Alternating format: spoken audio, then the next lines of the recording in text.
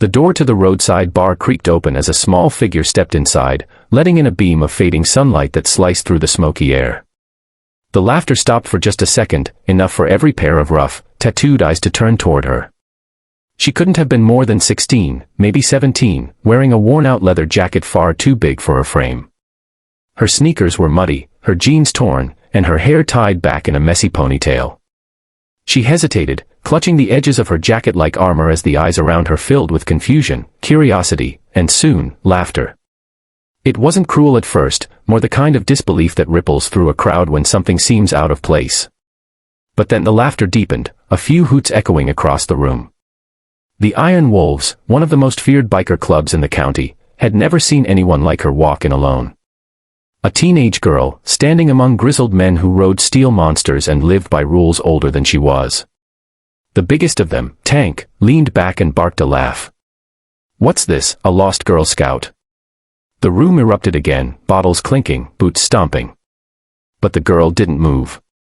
She stood there, breathing slow, until the noise started to die down, and that's when they noticed the patch on the back of her jacket. Before we go further, if you believe in kindness, second chances, and the power of silent courage, please take a moment to like, comment, share, and subscribe to our channel Kindness Corner. Your support helps us spread stories that remind the world there's still good left in it. The patch wasn't ordinary. It was old, its colors faded, but the words were clear: Iron Wolves, founding member. A hush fell over the room. The men who had just been laughing suddenly straightened up, glancing at each other in disbelief. That patch wasn't something anyone could just buy. It belonged to legends, to the original riders who had built the club decades ago, long before most of these men had even joined. The girl turned slowly, meeting their eyes. Her voice trembled, but she didn't hide behind it. "This jacket belonged to my dad," she said softly. "Eli Rivers." A ripple of silence moved through the room like a cold wind. That name, Eli Rivers, was carved into the memory of every man sitting there. He had been one of the Iron Wolves' best riders, a leader, and a man who never backed down from a fight, or from doing what was right. He died years ago in an accident on Route 66, saving a family trapped in a burning car. None of them had seen his daughter since the funeral. And now, there she was, standing before them in his jacket. Her name was Mira.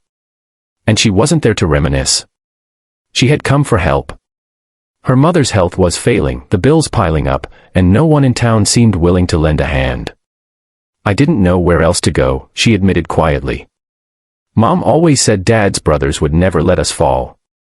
Her words hit like thunder. Around her, the laughter had turned to shame.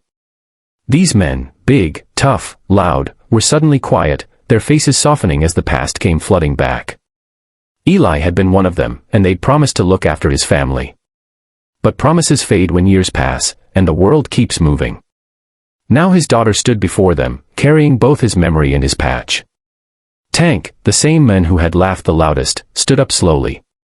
His voice cracked when he spoke. "Kid, you shouldn't have had to come here alone." He took off his cap, rubbing his hands over his face. Around the room, the bikers exchanged glances, silent nods that meant something unspoken had been decided. That night, Mira rode home in a convoy of engines and thunder. The Iron Wolves had rallied like the old days, their headlights carving through the dark roads. They didn't just help her fix her home, they rebuilt it. The next morning, neighbors watched in awe as a dozen bikers painted walls, repaired fences, and carried groceries. For the first time in years, Myra's mother smiled. But it wasn't just about repairs. Something inside the club had changed. Mira became a quiet symbol of what they'd lost, and what they'd found again. The old loyalty that had been buried under years of pride came roaring back. They started charity rides, delivering food to struggling families, raising funds for veterans, and visiting kids in hospitals, always wearing their patches proudly, always remembering why they began. And at every ride, right at the front, was Mira, riding her father's old bike, restored by the same men who once thought they had nothing left to fight for. The sight of her, young, determined, carrying her father's name, gave them purpose again. People in town began calling her the Little Wolf. Months later, during the annual Iron Wolves gathering, Tank handed Mira something wrapped in cloth. Inside was a new patch, custom made. It read, "Legacy Rider." below it, in smaller letters, daughter of Eli Rivers. As the men watched her sew it beside her father's original patch, not a single eye stayed dry. She looked up at them and smiled faintly. Dad used to say the patch doesn't make you strong, it reminds you who you ride for. The words echoed in the silent hall. And in that moment, every man in that room understood, it wasn't just leather or thread that held their brotherhood together. It was love, loyalty, and the kind of courage that doesn't need to roar to be heard. From that day forward, wherever the Iron Wolves rode, people noticed the young girl among them, the one whose jacket told a story louder than any engine. She wasn't just carrying her father's legacy. She was writing her own. If this story touched your heart, please don't forget to like, share, and subscribe to Kindness Corner. Every click helps us share more real stories of love, redemption, and humanity with the world. Before you go, tell us in the comments, what does loyalty mean to you? Have you ever met someone whose quiet strength inspired you? And as the engines of the Iron Wolves thundered down the open highway, the wind caught Myra's jacket, the twin patches glinting in the sun, a reminder that kindness, like legacy, never truly fades.